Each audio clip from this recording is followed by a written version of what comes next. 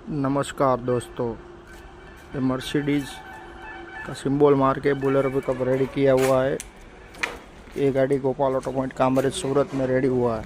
ये पूरा केबिन नया है और ये गाड़ी में पूरा पीछे का बॉडी भी चेकर प्लेट मार के सी चैनल मार के 2 का एंगल साइड में खड़ा करके बनाया हुआ है और आगे का सी चैनल का गार्ड है।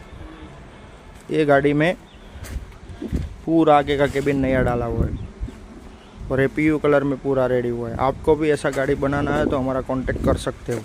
Kamrej Surat, Gopal auto point, auto body builder.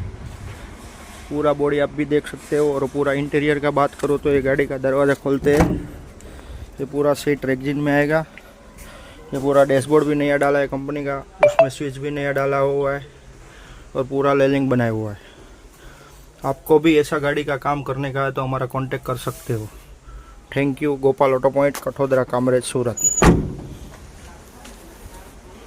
पीछे का बात करें तो ये गाड़ी का पूरा पीछे का फालका वगैरह पूरा एंगल का बना हुआ है और उसमें चेकर प्लेट डाला हुआ है, आप देख सकते हो।